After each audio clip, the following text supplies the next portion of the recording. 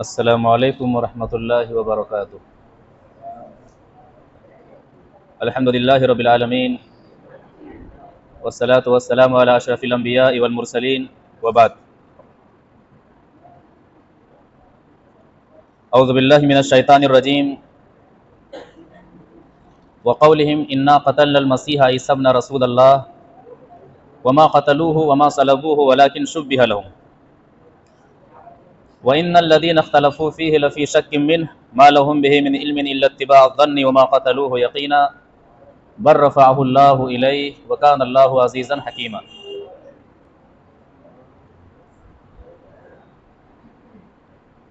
معزز علماء کرام،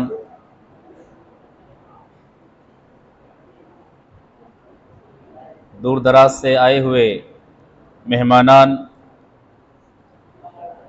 اور معزز سامعین،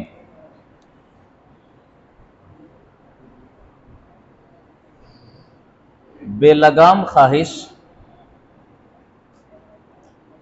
سرکش گھوڑے کی طرح ہوا کرتی ہے جس کی کوئی منزل نہیں ہوتی۔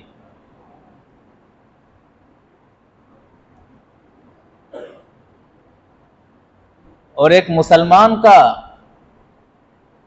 یہ تقاضا ہے، ایک مسلمان کو یہ بتایا گیا ہے کہ ان کی خواہش بھی قرآن و حدیث کے تابع ہو۔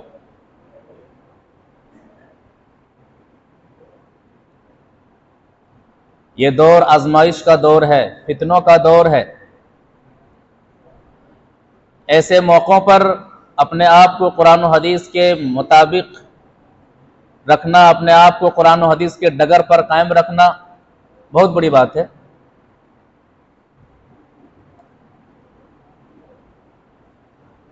حضرت عمر بن خطاب رضی اللہ تعالیٰ عنہ خانہ کعبہ کا طواف کر رہے ہیں، اور جب حجر اسود کو چومنے کی بات آتی ہے تو خواہش کہتی ہے، دل کہتا ہے کہ میں کیوں چوموں، پتھر ہے، یہ چومنے کی چیز تو ہے نہیں، لیکن میں کیوں چوموں؟ تو خواہش بھی شریعت کے تابع ہونی چاہیے۔ اس چیز کے لیے اس حدیث کو یہاں سے لے کر کے جائیے۔ معاملہ کیا تھا، ایک حدیث سے سمجھتے ہیں۔ ان عابس بن ربیعہ ان عمر انه جاء الى الحجر الاسود فقبله فقال انی اعلم انك حجر لا تضر ولا تنفع ولولا انی رأيت رسول اللہ صلی اللہ علیہ وسلم يقبلك ما قبلتك رواہ البخاری فی کتاب الحج۔ بخاری شریف کے اندر کتاب الحج میں یہ حدیث موجود ہے۔ راوی حدیث حضرت عابس بن ربیعہ ہے۔ وہ کہتے ہیں کہ حضرت عمر بن خطاب رضی اللہ تعالیٰ عنہ حجر اسود کے پاس آتے ہیں، فقبلہ، اور بوسہ دیتے ہیں، لیکن دل میں ایک بات کھٹکتی ہے کہ میں حجر اسود کو کیوں چوموں؟ اسی لیے کہتے ہیں انی اعلم انک حجر لا تضر ولا تنفع، اے پتھر مجھے پتا ہے کہ تو پتھر ہے، نہ تیرے اندر نفع کی طاقت ہے نہ تیرے اندر نقصان کی طاقت ہے۔ ایک نقطہ یاد رکھیں کہ جب جنت سے آئے ہوئے پتھر کے اندر نفع اور نقصان نہیں، تو کسی اور در اور کسی اور مٹی اور کسی اور دھاگے کے اندر نفع اور نقصان کا کوئی معاملہ ہو سکتا ہی نہیں ہے۔ کہ جنتی پتھر ہے، کہتے ہیں تیرے اندر نہ نفع کی طاقت ہے نہ نقصان کی طاقت ہے، لیکن میں چوم کیوں رہا ہوں؟ چومنے کی وجہ کیا ہے؟ وَلَوْلَا أَنِّي رَأَيْتُ رَسُولَ اللَّهِ صلی اللہ علیہ وسلم يُقَبِّلُكَ مَا قَبَّلْتُ، اگر میں تجھے نبی صلی اللہ علیہ وسلم کو چومتے ہوئے نہ دیکھتا تو میں بھی نہیں چومتا، اس لیے چوم رہا ہوں کہ میرے نبی محمد صلی اللہ علیہ وسلم نے چوما ہے، ورنہ تیرے اندر میرا دل کہتا ہے کہ میں کیوں چوموں؟ نفع اور نقصان کی تو صلاحیت ہے نہیں۔ حدیث ایک نقطہ پیش کرتی ہے کہ دل کچھ اور کہے، خواہش کچھ اور کہے، لیکن حدیث رسول کچھ اور بتائے تو خواہش کو حدیث رسول کے تابع کر دینا، اس چیز کا نام مسلمان ہے، اس چیز کا نام ایمان کی حفاظت کرنا ہے، اس چیز کا نام اللہ کے رسول صلی اللہ علیہ وسلم سے محبت کرنا ہے، اس چیز کا نام موت کے بعد کی تیاری کے معاملے میں فکر مند رہنا ہے۔ ایک اور بات یاد رکھیے، احادیث کو اسی طرح سے سمجھیے جس طرح سے محمد صلی اللہ علیہ وسلم نے سمجھایا۔ خود سے حدیث کی تشریح، خود سے حدیث کو سمجھیں گے تو گمراہی لازم آئے گی۔ صحابی رسول، عربی داں، عربی جاننے والے، نبی صلی اللہ علیہ وسلم کے شاگردان اول صحابہ کرام رضوان اللہ علیہ مجمعین، انہیں بات سمجھ میں نہیں آتی ہے، آیت کا کچھ اور معاملہ سمجھ جاتے ہیں، حدیث کا کچھ اور مطلب سمجھ جاتے ہیں۔ کیا معاملہ تھا، ایک حدیث سے سمجھ لیتے ہیں۔ وعن عبداللہ بن مسعود رضی اللہ تعالیٰ عنہ قال لما نزلت الذین آمنوا ولم يلبسوا ایمانهم بالظلم اولئک لهم الامن وهم مهتدون شق ذلك على المسلمين فقالوا یا رسول اللہ وأينا لا يظلم نفسه قال ليس ذاك انما هو الشرك الم تسمعوا ما قال لقمان لابنه وهو يعظه يا بني لا تشرك بالله ان الشرك لظلم عظيم رواه البخاری فی کتاب الانبیاء۔ بخاری شریف کے اندر کتاب الانبیاء میں یہ حدیث اسی طرح سے موجود ہے۔ راوی حدیث جیسا کہ پتہ چلا حضرت عبداللہ بن مسعود رضی اللہ تعالیٰ عنہ ہے۔ وہ کہتے ہیں کہ جب سورہ انعام آیت نمبر 82 نازل ہوتی ہے کہ الذین آمنوا ولم يلبسوا ایمانهم بالظلم اولئک لهم الامن وهم مهتدون، کہ ہدایت یافتہ وہ لوگ ہیں جنہوں نے ایمان لایا اور ایمان کے ساتھ ظلم کو نہیں ملایا۔ یہ آیت صحابہ کرام پر بہت ہی گراں گزری، صحابہ کرام پریشان ہو گئے، کہا کہ وَأَيُّنَا لَا يَظْلِمُ نَفْسَهُ یا رسول اللہ، اے نبی صلی اللہ علیہ وسلم، بحیثیت انسان کچھ نہ کچھ تو ظلم ہو ہی جاتا ہے، کوئی نہ کوئی خطا تو ہو ہی جاتی ہے، اب کون اپنے آپ کو ظلم سے بچا سکتا ہے، اور یہ تو جنت کے سودے کی بات ہے۔ کہتے ہیں شق ذالک علی المسلمین، پریشان ہو گئے۔ کیوں پریشان ہونے کی وجہ، آزمائش میں پڑھنے کی وجہ کیا تھی کہ صحابہ کرام نے آیت کا جو مفہوم سمجھ لیا تھا، حقیقت میں آیت کا مفہوم تھا ہی نہیں، اس لیے پریشان ہو گئے، مبتلا مصیبت ہو گئے۔ تو اللہ کے رسول صلی اللہ علیہ وسلم نے فرمایا لیس ذاک، آیت کا جو مفہوم آپ نے سمجھا ہے آیت کا وہ مفہوم نہیں ہے۔ یہاں ظلم سے مراد انما هو الشرک، یہاں ظلم سے مراد شرک ہے۔ الم تسمعوا ما قال لقمان لابنه، کیا آپ لوگوں نے سنا نہیں کہ لقمان علیہ السلام نے اپنے بیٹے سے کیا فرمایا تھا نصیحت کرتے ہوئے، یا بنی لا تشرک باللہ، اے میرے بیٹے اللہ کے ساتھ شرک نہ کرنا، ان الشرک لظلم عظیم، یقیناً شرک بہت بڑا ظلم ہے۔ یہ حدیث ایک نقطہ پیش کرتی ہے کہ اگر آیت کا مفہوم، حدیث کا مفہوم سمجھنے کے لیے نبی صلی اللہ علیہ وسلم کی تشریح سامنے نہ آئے تو صحابی کو بات سمجھ میں نہیں آتی ہے، صحابی فتنے میں مبتلا ہو جاتے ہیں، پریشانی میں مبتلا ہو جاتے ہیں۔ لہٰذا حدیث کو نبی صلی اللہ علیہ وسلم کے مطابق سمجھنا، سلف صالحین کے مطابق سمجھنا، اسی میں بھلائی ہے، اسی میں امن ہے، اور اسی کو کہتے ہیں کہ زیادہ مستقیم پر قائم رہنا، صراط مستقیم پر قائم رہنا۔ تو حدیث کو اسی طرح سے سمجھیے جس طرح سے آج سے 1400 سال پہلے اللہ کے رسول صلی اللہ علیہ وسلم نے سمجھایا تھا، صحابہ کرام نے سمجھا تھا، تابعین نے سمجھا تھا، تابع تابعین نے سمجھا تھا۔ آزمائش ہر دور میں آئی ہے، طریقے الگ الگ رہے ہیں، لیکن آزمایا جانا ہے۔ مومن ہے تو آزمائش میں ڈالا جانا ہے، مومن ہے تو پریشانی میں ڈالا جانا ہے۔ کبھی مال کی آزمائش زندگی میں آئے گی، کبھی اولاد کی آزمائش زندگی میں آئے گی، کبھی جان کی آزمائش زندگی میں آئے گی، کبھی شکوک و شبہات کی آزمائش زندگی میں آئے گی۔ ایسے موقع پر صبر سے کام لینا ہے، ایسے موقع پر قرآن و حدیث کے دامن کو چھوڑنا نہیں ہے، ایسے موقع پر اللہ تبارک و تعالیٰ سے مدد طلب کرنی ہے، ایسے موقع پر قرآن و حدیث کے مطابق چلنے کی کوشش کرنی ہے اور قرآن و حدیث کو عام کرنا ہے۔ شکیل بن حنیف کا فتنہ، یہ میرا موضوع ہے۔ اپنے آپ کو جنہوں نے پہلے مہدی ہونے کا دعویٰ کیا 2002 کے آس پاس، اس کے بعد سے پھر انہوں نے اپنے آپ کو مہدی ہونے کے دعویٰ کرنے کے ساتھ ساتھ یہ کہا کہ عیسیٰ میں ہی ہوں، مہدی بھی میں ہی ہوں، عیسیٰ بھی میں ہی ہوں۔ اب جب انہوں نے مہدی ہونے کا دعویٰ کیا، عیسیٰ ہونے کا دعویٰ کیا، تو اب معاملہ آتا ہے دجال کا۔ اب معاملہ آتا ہے دجال کا، اب دجال کو بھی کھڑا کرنا ہے۔ اب انہوں نے حدیثوں کی تعویل کی۔ علماء کرام موجود ہیں، کچھ اہم باتیں یاد رکھیے۔ پہلی بات کہ کسی نتیجے پر پہنچنا ہو تو اس نتیجے پر پہنچنے سے پہلے صحیح احادیث کا مطالعہ کیجئے، صحیح احادیث کا علم علماء کرام سے حاصل کیجئے۔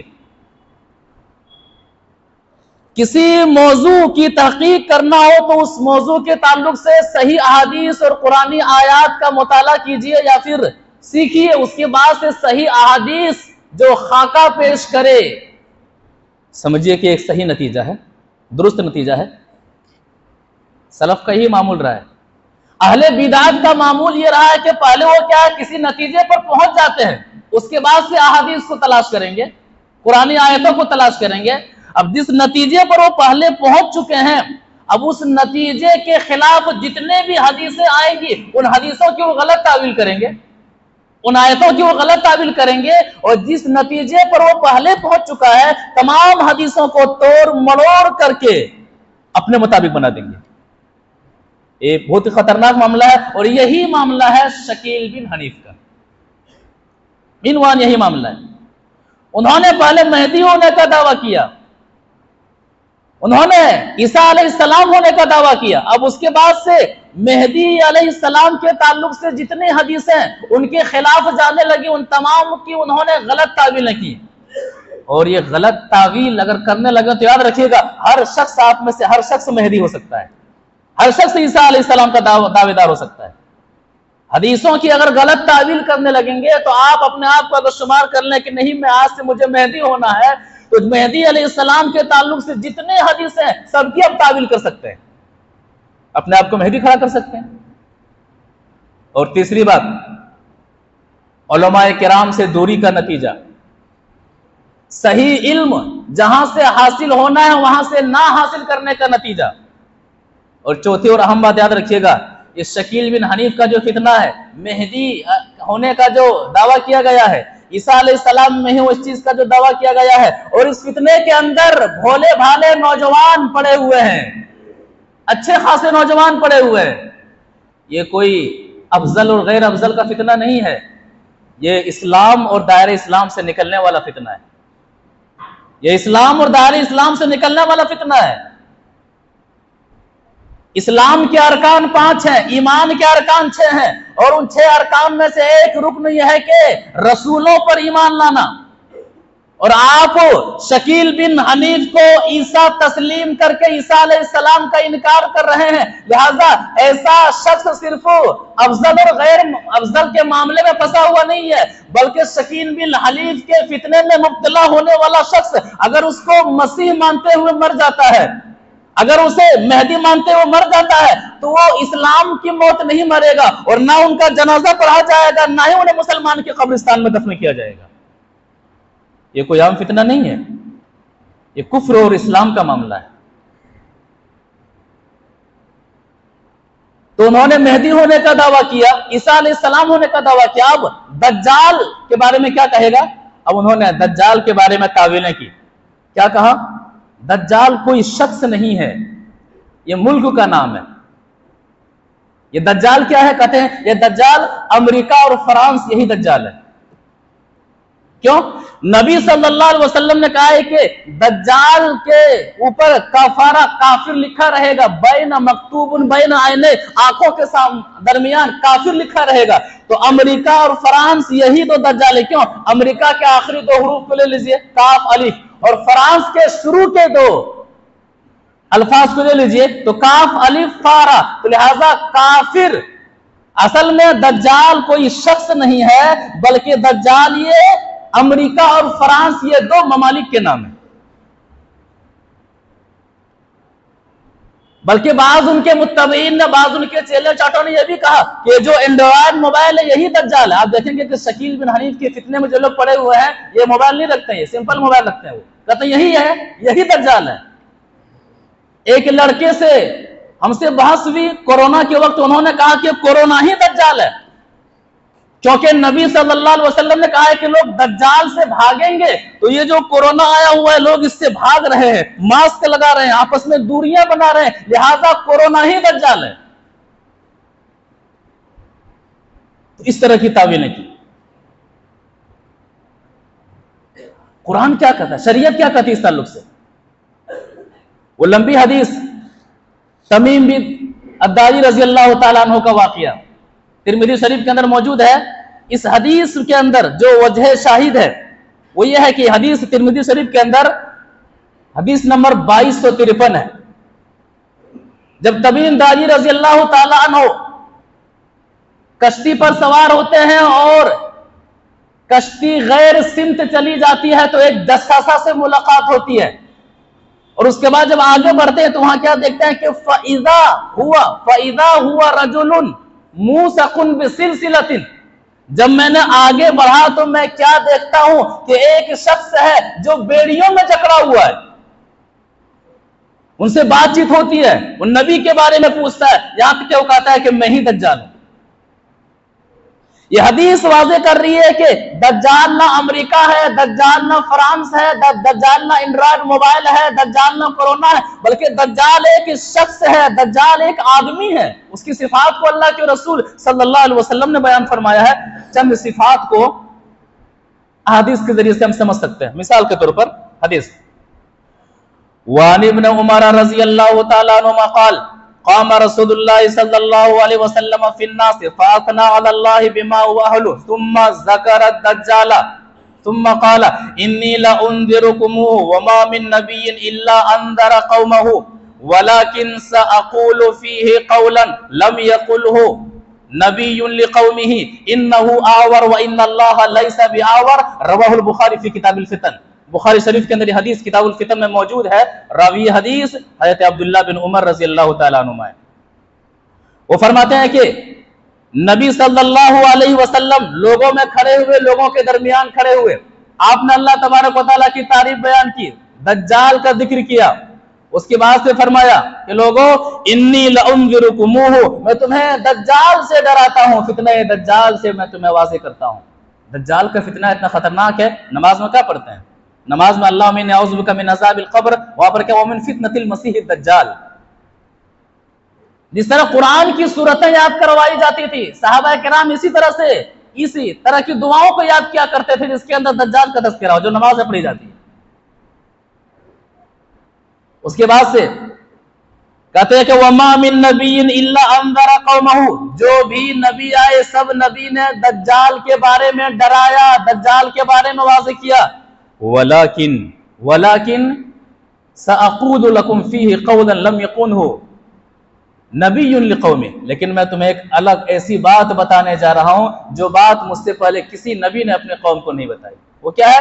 إِنَّهُ آور، وہ کانا ہوگا، اس کی ایک ہی آنکھ ہوگی۔ وَإِنَّ اللَّهَ لَيْسَ بِآور، اور اللہ تبارک و تعالیٰ ایک آنکھ والا نہیں ہے، اللہ تبارک و تعالیٰ کانا نہیں ہے۔ نبی صلی اللہ علیہ وسلم اس حدیث کے اندر واضح کر رہے ہیں، پہلی حدیث جو بتائی گئی کہ دجال ایک انسان ہے، کوئی کسی اور چیز شے کا نام نہیں ہے، اور جس طرح انسان کے اندر آنکھیں ہوتی ہیں دجال بھی آنکھوں والا ہوگا، بس فرق یہ ہوگا کہ وہ ان کی ایک ہی آنکھ ہوگی۔ اور ایک حدیث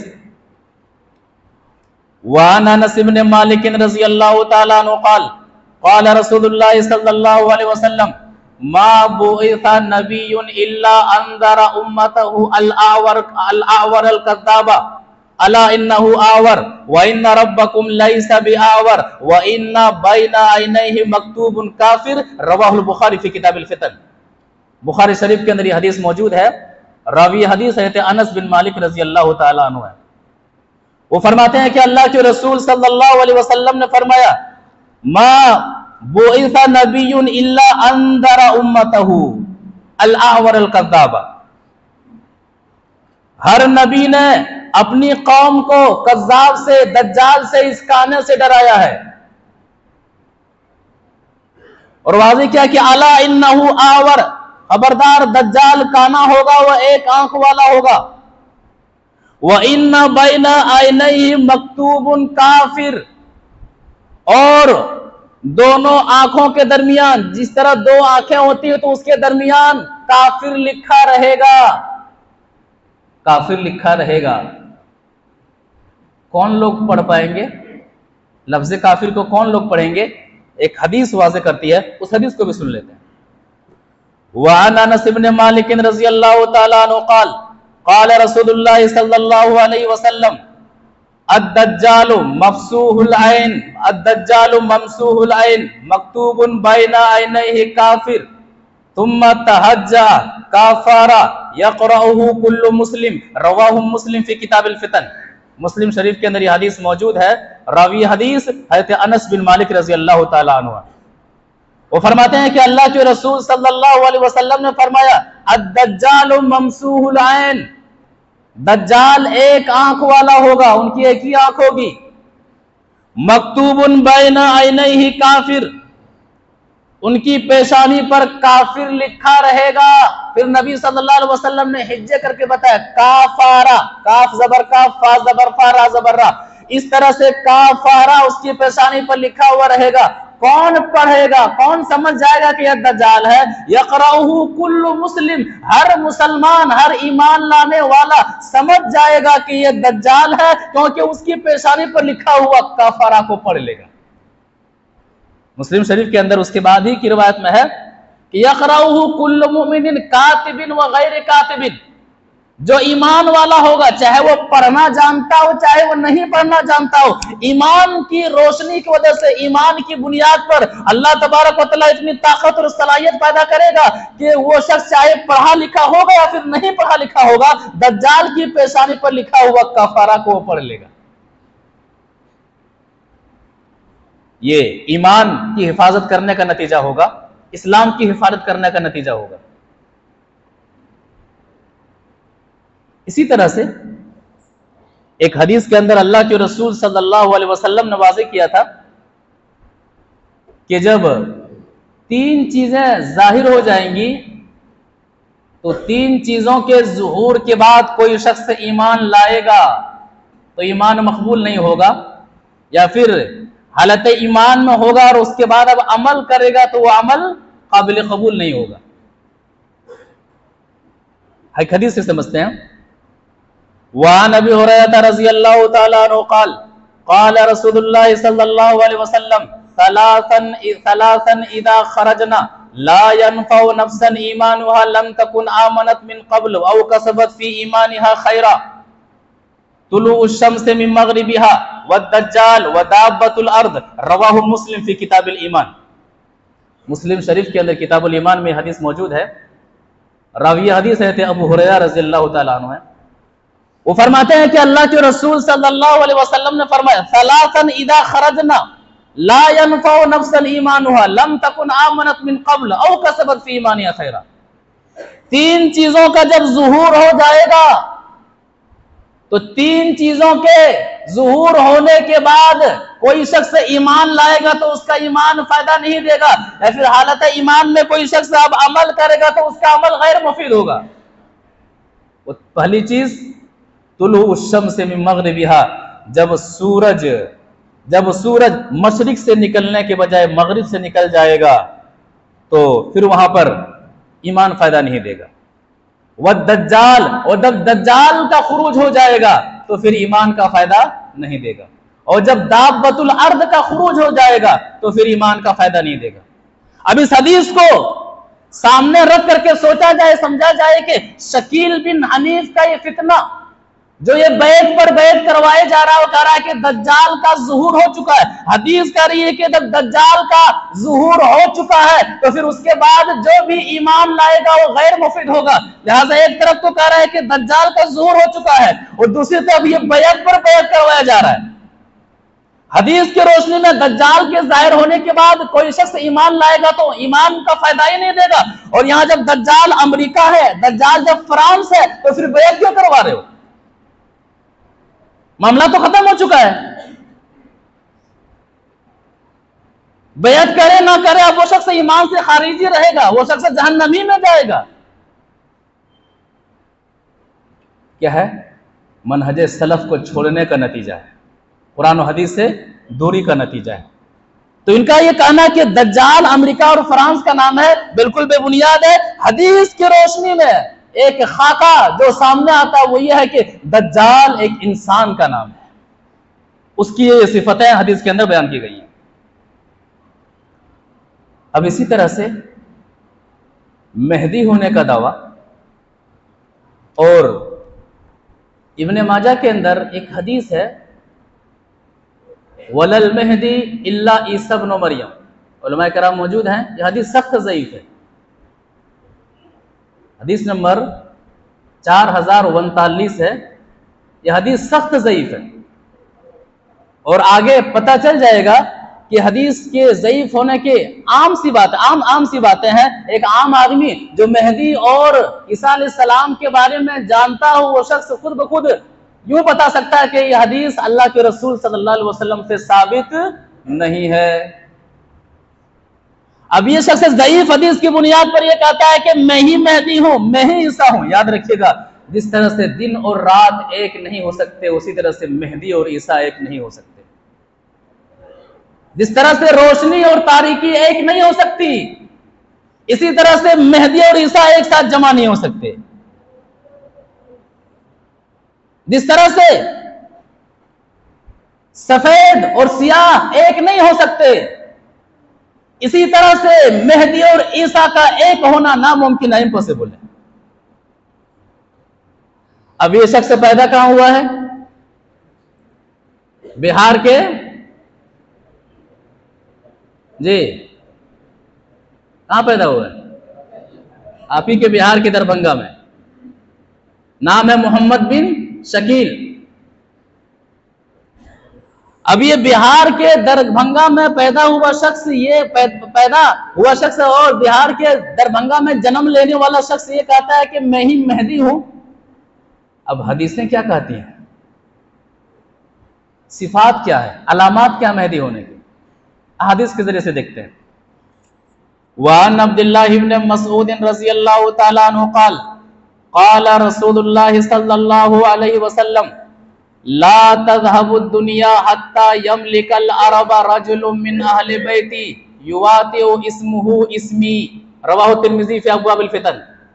ترمذی شریف کے اندر یہ حدیث موجود ہے، راوی حدیث ہے عبداللہ بن مسعود رضی اللہ تعالی عنہ ہے۔ وہ فرماتے ہیں کہ اللہ کے رسول صلی اللہ علیہ وسلم نے فرمایا لا تذهب الدنيا حتى يملك العرب رجل من اہل بیتی، قیامت اس وقت تک قائم نہیں ہوگی جب تک کہ عرب کا مالک، عرب کا حکمراں میرے خاندان میں سے ایک شخص نہ ہو جائے۔ کون کہہ رہے ہیں؟ نبی صلی اللہ علیہ وسلم۔ جب تک میرے خاندان میں سے ایک شخص عرب کا حاکم نہ بن جائے، اس وقت تک قیامت قائم نہیں ہوگی۔ یواطئ اسمہ اسمی، اور اس شخص کا وہی نام ہوگا جو میرا نام ہے، یعنی اس شخص کا نام محمد ہوگا۔ بعض روایت کے مطابق کہ جو میرا نام ہے اس شخص کا وہی نام ہے، اور جو میرے والد کا نام ہے ان کے والد کا بھی وہی نام ہوگا۔ جس طرح سے میرا نام محمد اور میرے والد کا نام عبداللہ ہے، میں جس طرح سے محمد بن عبداللہ ہوں، اسی طرح سے وہ شخص جب آئے گا جو عرب پر حکمراں کرے گا، اس کا نام محمد بن عبداللہ ہوگا۔ لقب مہدی ہے۔ اس شخص کا نام شکیل بن حنیف ہے۔ اب اس شخص کی جہالت دیکھ لیجئے، جب اس حدیث کی کوئی تعویل نہیں بنی تو اس نے کیا کیا؟ اپنے نام سے پہلے محمد لگا دیا کہ میں بھی محمد شکیل بن حنیف ہوں۔ بھئی ہندوستان میں محمد تو تبرکن لکھا جاتا ہے، محمد کے بعد ہی اصلی نام ہوتا ہے، محمد فلاں محمد فلاں۔ لیکن مرتا کیا نہ کرتا والی بات، چونکہ اسے اپنے آپ کو ڈھانپنا ہے، اپنے انا کو باقی رکھنا ہے، اپنے خواہش کو ہوا دینی ہے۔ انہوں نے کہا میرا نام شکیل بن حنیف نہیں ہے، میرا نام محمد شکیل بن حنیف ہے۔ خاندان پیدا ہوئے ہیں بھاگلپور میں، بہار میں پیدا ہوئے ہیں، بہار میں دربھنگا میں پیدا ہوئے ہیں، اور نبی صلی اللہ علیہ وسلم کہہ رہے ہیں کہ وہ میرے خاندان میں سے ہوگا۔ حسب نسب کا پتہ ہے آپ کا؟ پتہ ہے تو پیش کیجئے۔ ایک دربھنگا میں پیدا ہونے والا شخص یہ کہہ رہا ہے کہ میں ہی مہدی ہوں، اور محمد صلی اللہ علیہ وسلم کہہ رہے ہیں کہ جو مہدی ہوگا وہ میرے خاندان سے ہوگا، بلکہ محمد صلی اللہ علیہ وسلم کے خاندان میں سے اولاد فاطمہ میں سے ہوگا۔ حدیث اس طرح سے ہے۔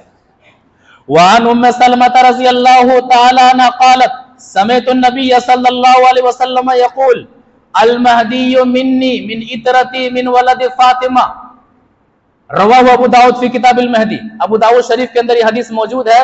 راویہ یہ حدیث حضرت ام سلمہ رضی اللہ تعالی عنہ، وہ فرماتی ہیں کہ نبی صلی اللہ علیہ وسلم کو میں نے فرماتے ہوئے سنا المہدی منی، مہدی میری نسل سے ہوں گے، میرے خاندان سے ہوں گے،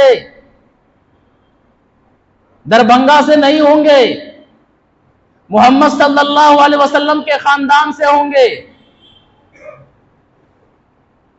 اور من ولد فاطمہ، میری بیٹی فاطمہ کے اولاد میں سے مہدی علیہ السلام ہوں گے۔ کتنی واضح حدیث ہے، کتنی واضح حدیث ہے۔ اور چاہیے حدیث؟ ایک رات میں اللہ تعالیٰ ان کی اصلاح فرما دے گا، عام شخص ہوں گے، ایک رات میں اللہ تعالیٰ ان کی اصلاح فرما دے گا۔ ایک حدیث سے سمجھتے ہیں۔ وعن علی رضی اللہ تعالیٰ عنہ قال قال رسول اللہ صلی اللہ علیہ وسلم المہدی منا اہل البیت یصلح اللہ فی لیلہ، رواہ ابن ماجہ فی ابواب الفتن۔ ابن ماجہ کے اندر یہ حدیث موجود ہے، راوی حدیث ہے علی رضی اللہ تعالیٰ عنہ ہے۔ وہ فرماتے ہیں کہ نبی صلی اللہ علیہ وسلم نے فرمایا کہ المہدی منا اہل البیت، مہدی کا تعلق اہل بیت سے ہوگا، ہمارے خاندان میں سے ہوگا۔ یصلح اللہ فی لیلۃ، ایک رات میں اللہ تبارک و تعالیٰ ان کی اصلاح فرما دے گا۔ وہ ایک عام شخص ہوگا، اور یہاں شکیل بن حنیف یہ کہتا ہے کہ میں ہی عیسیٰ ہوں، میں ہی مہدی ہوں۔ یہاں نبی صلی اللہ علیہ وسلم فرما رہے ہیں کہ ایک عام شخص ہوگا، اور عیسیٰ علیہ السلام عام شخص ہیں نہیں، نبی ہیں۔ یصلح اللہ فی لیلۃ، ایک رات میں اللہ تعالیٰ ان کی اصلاح فرما دے گا۔ اسی طرح سے مہدی علیہ السلام کا جو زمانہ ہوگا خوشحالی والا زمانہ ہوگا، خوشحالی والا زمانہ ہوگا، ظلم و جور کے خاتمے کا دور ہوگا، اور 7 سال تک رہیں گے، 7 سال تک رہیں گے۔ ابو داؤد کے حوالے سے راوی کو شک ہوتا ہے، کئی کہتے ہیں 5 سال تک رہیں گے، 7 سال تک رہیں گے، 9 سال تک رہیں گے، لیکن کیا وہ 7 سال تک رہیں گے؟ حدیث کیا حدیث سے سمجھتے ہیں۔ وعن ابی سعید الخدری رضی اللہ تعالی عنہ قال قال رسول اللہ صلی اللہ علیہ وسلم المہدی منی اجل الجبہہ اقن الانف، اجل الجبہہ اقن الانف یملأہ اللہ فی الارض قسطا وعدلا یملک 7 سنین، رواہ ابو داؤد فی کتاب الملاہم۔ ابو داؤد شریف کے اندر یہ حدیث موجود ہے، راوی حدیث حضرت ابو سعید الخدری رضی اللہ تعالیٰ عنہ۔ وہ فرماتے ہیں کہ اللہ کے رسول صلی اللہ علیہ وسلم نے فرمایا المہدی منی، مہدی کا تعلق میرے خاندان سے ہے، میری نسل سے ہے۔ اب صفت کیا ہے؟ اجل الجبہہ، کشادہ پیشانی والے ہوں گے، اقن الانف، بلند ناک والے ہوں گے، ناک بلند ہوگی، پیشانی کشادہ ہوگی۔ صفات کو نبی صلی اللہ علیہ وسلم بیان فرما رہے ہیں۔ معاملہ کیا ہوگا؟ مہدی علیہ السلام کا دور کیسا ہوگا؟ مہدی علیہ السلام کا زمانہ کیسا ہوگا؟ کیسا دور ہوگا؟ اللہ کے رسول صلی اللہ علیہ وسلم فرما رہے ہیں کہ یملأ اللہ الارض قسطا وعدلا، कमा मुलियत जौरा व जुल्मा।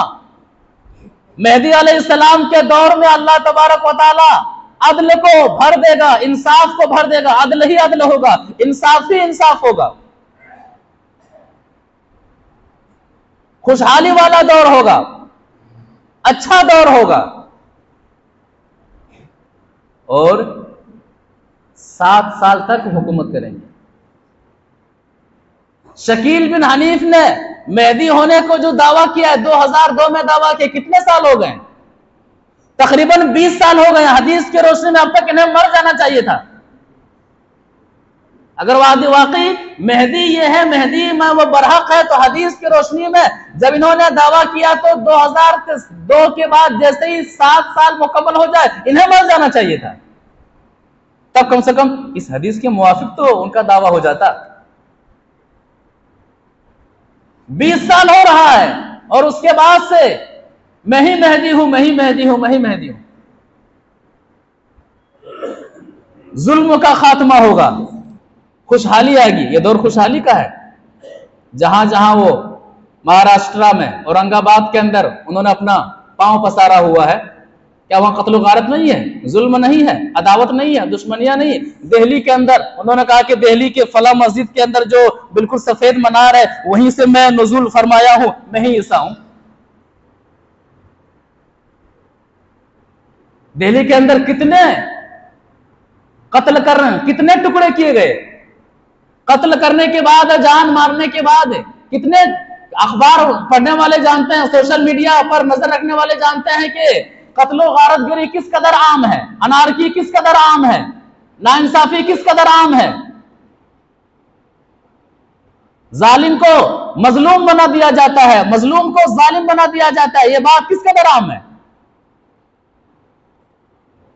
तो हदीस वाज़े करती है कि मेहदी अलैहिस्सलाम नबी सल्लल्लाहु अलैहि वसल्लम की नस्ल में से होंगे, 7 साल तक जिंदा रहेंगे, खुशहाली का दौर होगा, अमन व अमान का दौर होगा। इसी तरह से ये शख्स कहते हैं कि मैं ही मेहदी हूं, मैं ही ईसा हूं। हदीस कहती है कि ईसा अलैहिस्सलाम से पहले मेहदी अलैहिस्सलाम मौजूद होंगे। हदीस ये कहती है। एक हदीस से समझते हैं। वअन जाबिर इब्न अब्दुल्लाह रज़ियल्लाहु तआला अन्हु क़ाल क़ाल रसूलुल्लाह सल्लल्लाहु अलैहि वसल्लम ला तज़ालु ताइफ़तुम मिन उम्मती युक़ातिलूना अलल हक़ ज़ाहिरीना इला यौमिल क़ियामा क़ाल फ़यंज़िलु ईसा इब्न मरियम फ़यक़ूलु अमीरुहुम तआल सल्लि लना फ़यक़ूलु ला इन्ना बअज़कुम अला बअज़िन उमरा तकरीमतल्लाहि हाज़िहिल उम्मा रवाहु मुस्लिम फ़ी किताबिल ईमान। मुस्लिम शरीफ के अंदर यह हदीस मौजूद है। रावी हदीस है जाबिर बिन अब्दुल्लाह रज़ियल्लाहु तआला अन्हु। वो फरमाते हैं कि अल्लाह के रसूल सल्लल्लाहु अलैहि वसल्लम ने फरमाया ला तज़ालु ताइफ़तुम मिन उम्मती युक़ातिलूना अलल हक़ ज़ाहिरीना इला यौमिल क़ियामा। मेरी उम्मत में हमेशा एक जमात बाकी रहेगी, कायम रहेगी, जो हक़ के लिए लड़ेगी और क़यामत तक ये जमात गालिब रहेगी।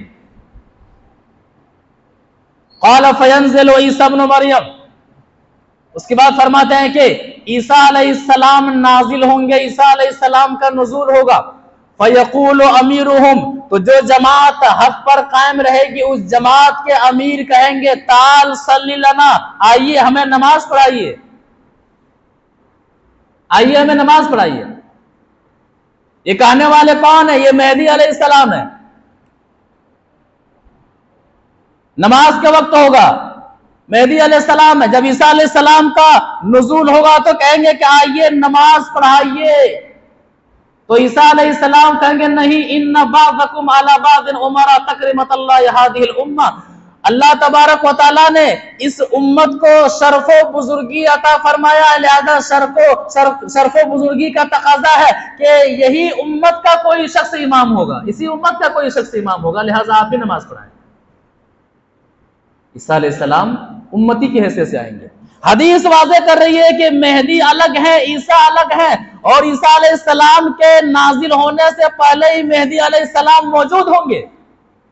ईसा अलैहिस्सलाम अल्लाह ताला के नबी हैं, जिन्हें अल्लाह तबारक व तआला ने जिंदा उठा लिया। मेहदी एक आम शख्स होंगे, एक रात में अल्लाह तबारक व तआला उनकी इस्लाह फरमा देगा। मेहदी अलैहिस्सलाम अल्लाह के रसूल सल्लल्लाहु अलैहि वसल्लम के खानदान में से होंगे।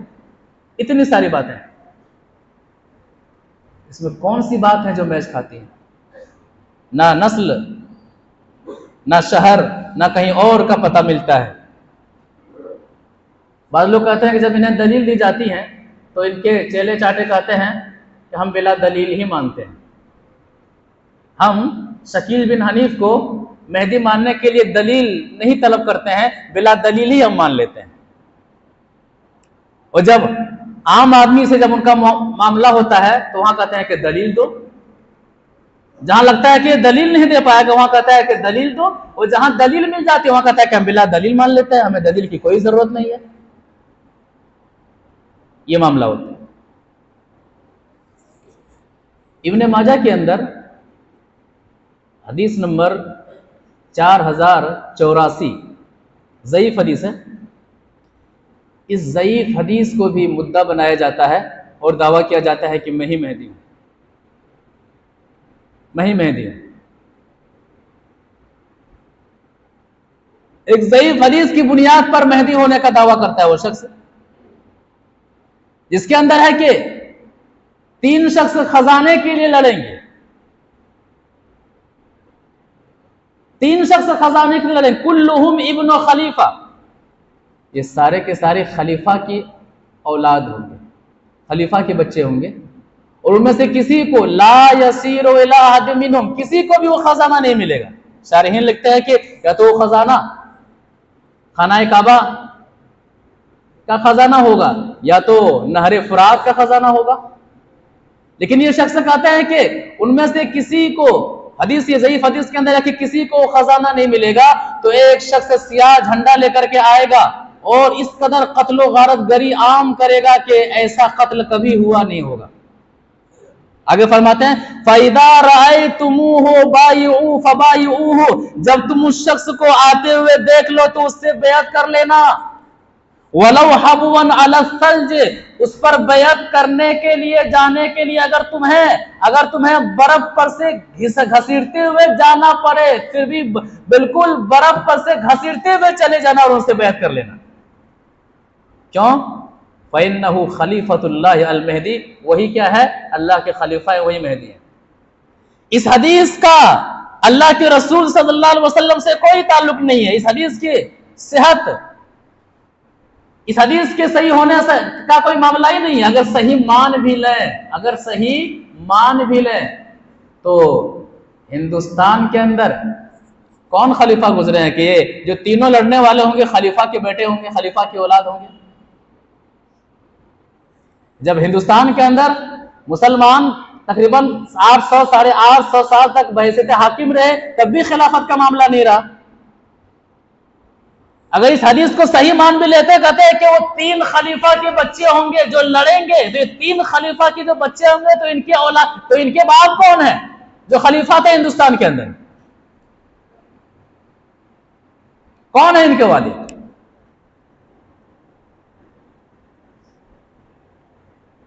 इसी तरह से इस हदीस को मुद्दा बना करके बैत को आम किया जाता है। लिहाजा मुझसे बैत करो, और ईमान को महफूज करने के लिए बैत करवाते हैं। वजह यही है कि अमल करने के लिए एक हाकिम का होना जरूरी है, और दौरे हाजिर में जो हाकिम है वो शकील बिन हनीफी हाकिम है। आम सी बात है, मेहदी अलैहिस्सलाम ना नबी हैं। ईसा अलैहिस्सलाम जब आएंगे तो उम्मती बनकर के आएंगे। इस हदीस को अगर सच मान भी ले, फिर भी यहां जो खजाने की बात है, दुनियावी हुक्मरानी की बात है, दीनी हुक्मरानी की बातें यहां पर नहीं है।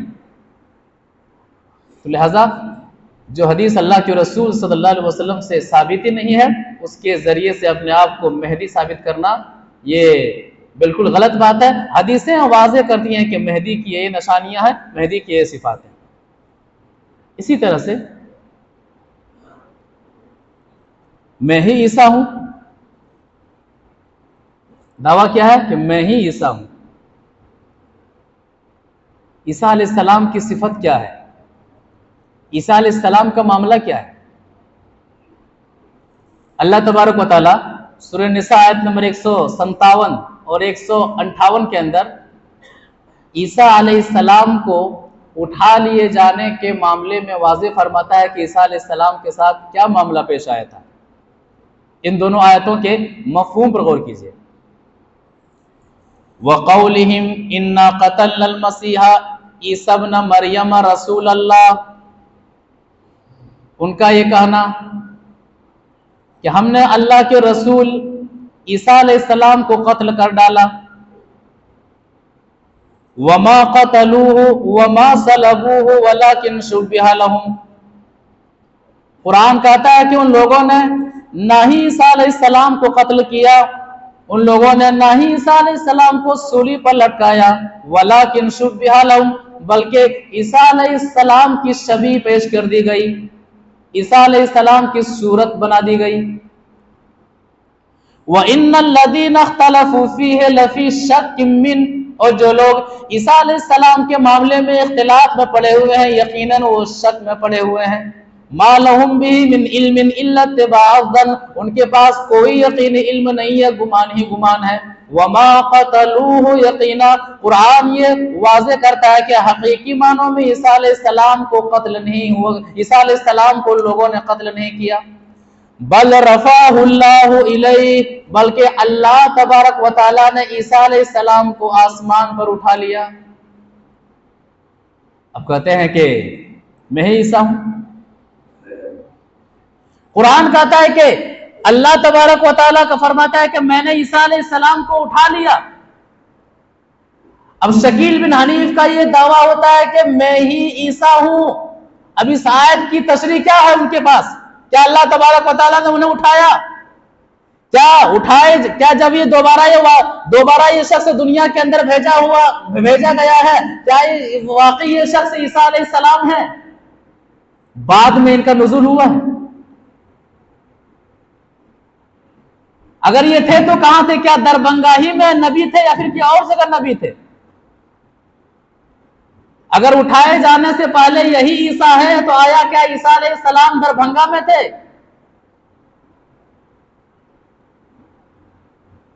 اسی طرح سے عیسیٰ علیہ السلام کے بارے میں اللہ کے رسول صلی اللہ علیہ وسلم واضح فرماتے ہیں کہ جب عیسیٰ علیہ السلام آئیں گے تو دجال کو قتل کریں گے، اور یہ جو جماعت ہوگی اس جماعت کو اللہ تبارک و تعالیٰ آگ سے بچا لے گا، عذاب جہنم سے بچا لے گا۔ ایک حدیث سے سمجھتے ہیں، وَعَنْ ثَوْبَانَ مَوْلَى رسول اللہ صلی اللہ علیہ وسلم اصابتان من امتی احرزهم اللہ من النار، اصابت تغزو الہند و اصابت تکون ما عیسیٰ علیہ السلام، رواہ النسائی فی کتاب الجہاد۔ نسائی شریف کے اندر یہ حدیث موجود ہے۔ راوی حدیث ہے ثوبان رضی اللہ تعالیٰ عنہ ہے، وہ فرماتے ہیں کہ اللہ کے رسول صلی اللہ علیہ وسلم نے فرمایا اصابتان من امتی احرزهم اللہ من النار، میری امت میں دو جماعتیں ہوں گی، ان دو جماعتوں کو اللہ تبارک و تعالی آگ سے بچا لے گا، جہنم سے بچا لے گا۔ اصابت تغزو الہند، ایک جماعت جو ہند پر حملہ کرے گی،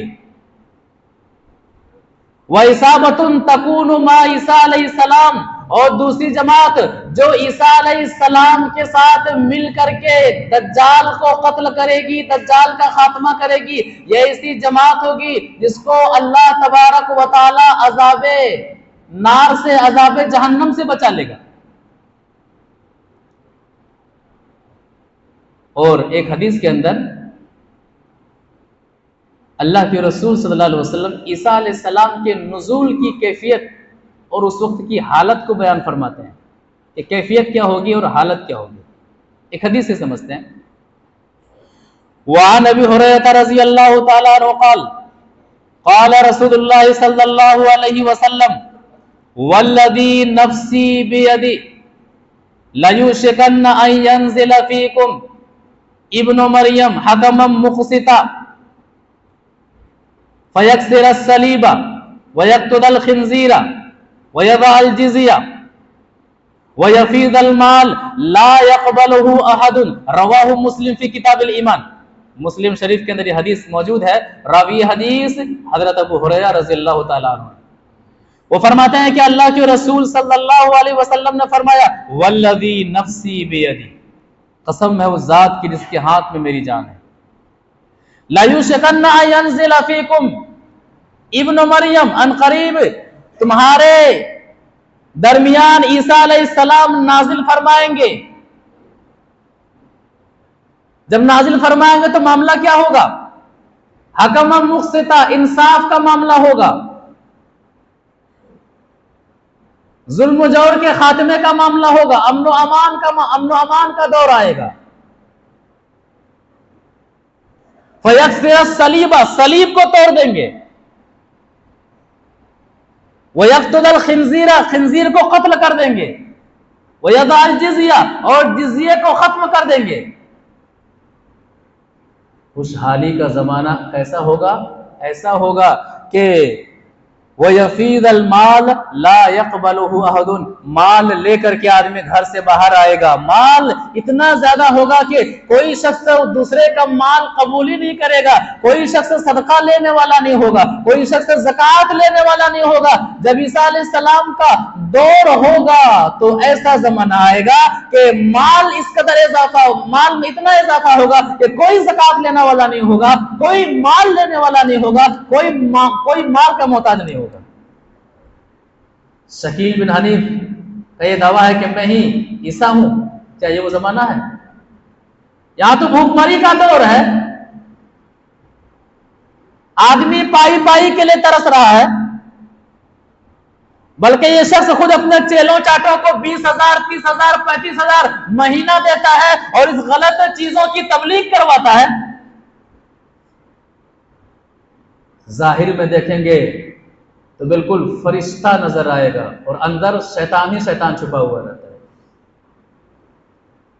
لوگ جو بھاگ جاتے ہیں وجہ یہ ہے کہ بالکل ان کا لباس، پوشاک، عاجزی، انکساری ان کے حد درجے کی ہوتی ہے۔ آدمی سے کو پہلے لبھاتا ہے، جو خاص کر کے جو کالج میں پڑھنے والی طلبہ ہوتے ہیں، جو اسلام کو نارمل طریقے سے جانتے ہیں، اسلام کے بارے میں صحیح انہیں علم نہیں ہوتا ہے، بلکہ انہیں قریب کرتے ہیں اپنے اخلاق سے، اپنے ظاہری پوشاک سے، اپنے ظاہری لب و لبام سے انہیں کیا کرتے ہیں؟ قریب کرتے ہیں، اور اس کے بعد سے جب وہ دیکھتے ہیں کہ اب یہ شخص تو میرے دائرے میں آ چکا ہے، اس کے بعد سے معاملہ چھوڑ دیتے ہیں۔ پتہ ہے دخول جنت کے لیے مہدی اور عیسیٰ پر ایمان لانا ضروری ہے، اور پتہ ہے یہ ظاہر ہو چکا ہے۔ اب وہ ڈر جاتا، اب کیا ہوگا؟ اب کیا ہوگا؟ بس کچھ نہیں ہے، آپ کے نجات کی چابی میرے ہاتھوں میں ہے، آپ کے نجات کی چابی میرے ہاتھوں میں۔ پھر وہ شخص کیا کرتا ہے؟ مکمل طریقے سے اس کے ذہن کو اس قدر پالش کر دیتا ہے کہ اگر وہ باپ کہے کہ شکیل بن حنیف کو مہدی ماننا چھوڑ دو، عیسیٰ ماننا چھوڑ دو ورنہ گھر سے نکال دوں گا، وہ لڑکا گھر سے نکلنا پسند کر لیتا ہے، گھر چھوڑ دیتا ہے، ماں باپ کو چھوڑ دیتا ہے، لیکن شکیل بن حنیف کو مہدی ماننا نہیں چھوڑتا ہے، عیسیٰ تسلیم کرنا نہیں چھوڑتا ہے۔ فرضی کہانی نہیں ہے، یہ صحیح واقعہ ہے، یہ صحیح چیز ہے۔ تو جہاں یہ نت نئے فتنے اور جہاں یہ فتنہ ہمیں یہ نقطہ پیش کرتا ہے، یہ پیغام دیتا ہے کہ مسلمانوں اپنے اولاد کی تربیت پر آپ دھیان دیجیے، اپنے اولاد کی تعلیم پر آپ دھیان دیجیے۔ آپ اپنے بچوں کو اسکول بھیج رہے ہیں، میرا بچہ ڈاکٹر بنے گا، میرا بچہ انجینئر بنے گا، میرا بچہ دنیا کے بڑے سے بڑے عہدے پر فائز ہوگا۔ آپ نے نماز کا طریقہ بتایا ہے، آپ نے محمد صلی اللہ علیہ وسلم کا طریقہ بتایا ہے، آپ نے انہیں جہنم کے بارے میں بتایا ہے، آپ نے انہیں قیامت کے بارے میں بتایا ہے، آپ نے انہیں قیامت کی نشانیوں کے بارے میں بتایا ہے، آپ نے انہیں بتایا ہے کہ محمد صلی اللہ علیہ وسلم کی حدیثوں کو موڑنے کا کتنا خطرناک انجام ہے، محمد صلی اللہ علیہ وسلم کی حدیث کو فراموش کر دینے کا کتنا خطرناک انجام ہے۔ تربیت اولاد پر دھیان دیجیے۔ شکیل بن حنیف کے فتنے میں پڑھنے والے یا تو تبلیغی جماعت والے سب سے زیادہ ہیں، یا تو ہی ایسے ہی بھولے بھالے نوجوان ہیں جن کے ماں باپ نے، جن کے والدین نے قرآن و حدیث کا صحیح دین ان کے بچپنے میں نہیں عطا کیا، نہیں دیا ہے۔ یہ بھی بہت بڑا المیہ ہمارے معاشرے اور سماج کا۔ ہماری اولاد ٹیوشن پڑھ رہی ہے کہ نہیں پڑھ رہی ہے، رات بھر 12 بجے رات 1 بجے رات تک ہم مائیں کیا کرتی ہیں، ہاتھ سے اپنے ہاتھوں سے قلم پکڑوا کے لکھواتی ہیں۔ باپ کیا کرتے ہیں، اگر وہ ٹیوشن نہیں جا رہا ہے، کوچنگ نہیں کر رہا ہے تو باپ مارتے ہیں۔ کیا فجر کی نماز باجماعت نہ پڑھنے پر آپ نے مارا ہے؟ کیا بد اخلاقی کرنے پر آپ نے مارا ہے؟ کیا قرآن کی سورتوں کو یاد نہ کرنے پر آپ نے مارا ہے؟ کیا اسلامی تعلیمات کو نہ سیکھنے پر آپ نے مارا ہے؟ اگر بچے بگڑ رہے ہیں، اس طرح کے فتنے کے شکار ہو رہے ہیں، تو میرا سوال ایسے والدین سے ہے کہ کیا کہیں نہ کہیں والدین ذمہ دار نہیں ہیں؟ کیا ماں باپ ذمہ دار نہیں ہیں؟ کیا شکیل بن حنیف کے بارے میں صرف ایک دو موقع پر تقریر کرا دینے سے کیا آپ کا حق ادا ہو جائے گا؟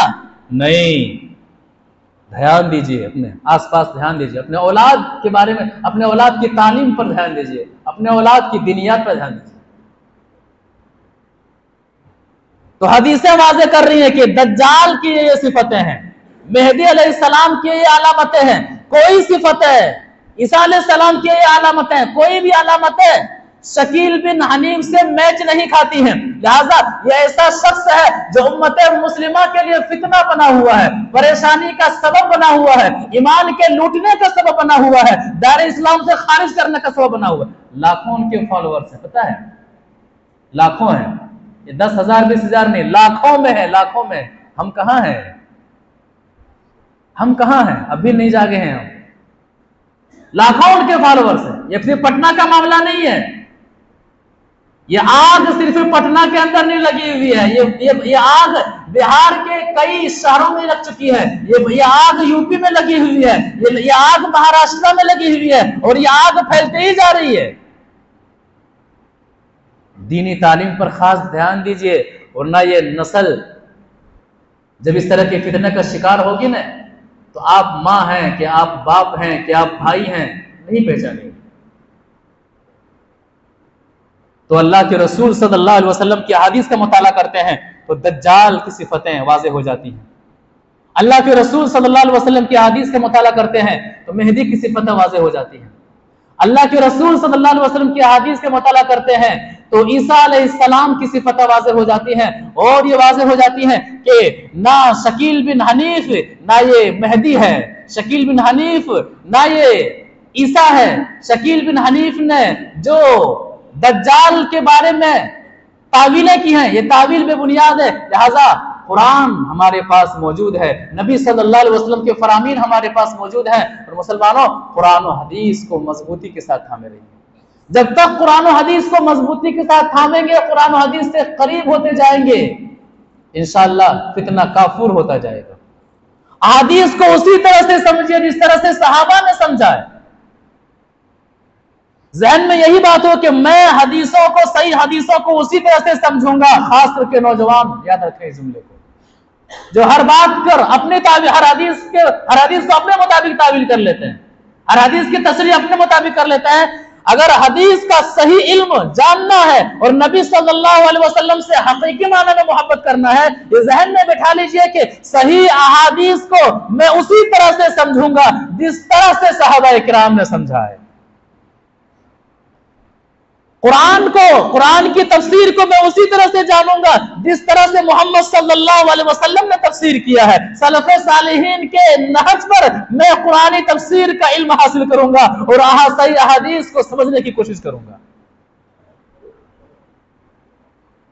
جن احادیث کو بنیاد بنا کر کے، جن احادیث کی تعویل کر کے یہ فتنے کھڑے ہوئے ہیں، یہ حدیث نبی صلی اللہ علیہ وسلم کے زمانے میں پیش کر دی گئی ہیں۔ اللہ کے رسول صلی اللہ علیہ وسلم کے زمانے میں صحابہ کرام نے سنا ہے، عمل کیا ہے، اور وہ لوگ جنتی کہلائے۔ تو بلا کم و کاست جس طرح سے صحابہ کرام نے حدیث کو سمجھا ہے اسی طرح سے سمجھیں گے، یہی صحیح طریقہ ہے، یہی صحیح منہج ہے۔ لہٰذا ضرورت اس بات کی ہے کہ شکیل بن حنیف کا جہاں بھی فتنہ کھڑا ہو تو آپ پر ضروری ہے کہ اس تعلق سے علم کو حاصل کریں۔ خاموشی فتنے کو اور ہوا دے گی، یاد رکھیں، خاموشی فتنے کو ہوا دے گی۔ اللہ تعالیٰ نے اسلام کا یہ تقاضا ہے کہ آپ برائی کو ہاتھ سے روکیں. ہاتھ سے روکنے کی طاقت نہیں ہے تو زبان سے روکیں. زبان سے روکنے کی طاقت نہیں, کم سے کم دل میں برا جانے. لہذا یہ کہ شکیل بن حنیف کے فتنے میں فلاں شخص پڑا ہوا ہے, مجھے اس سے کیا لینا دینا ہے. یاد رکھیے گا, جو آگ اس کے گھر پر لگی ہے یہ آگ آپ کے گھر تک بھی آ جائے.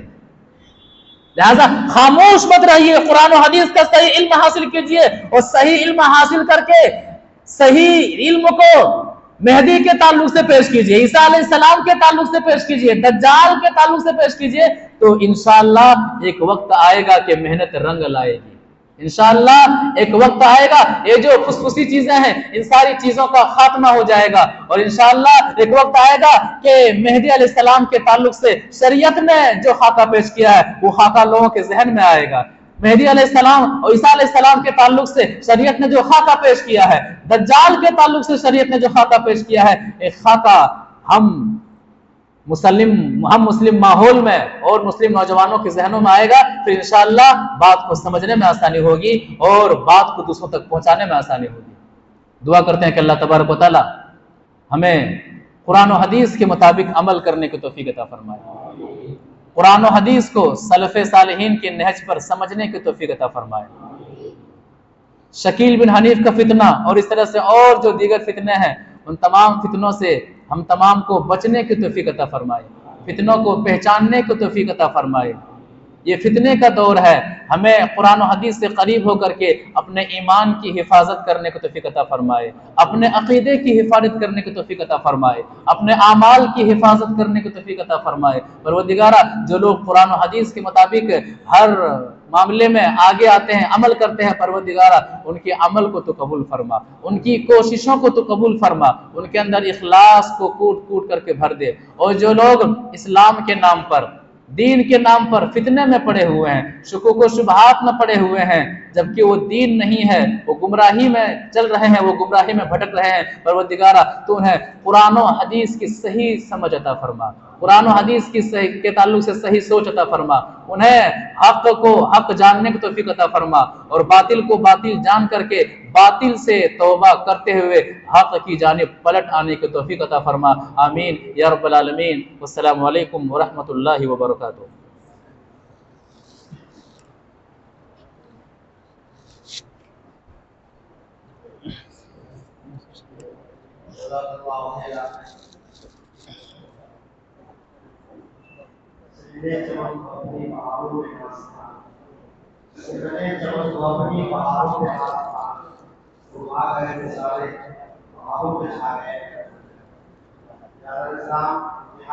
طریقے سے شکیلیت پر تعارف و رعایت کر رہے تھے, اور ہم تمام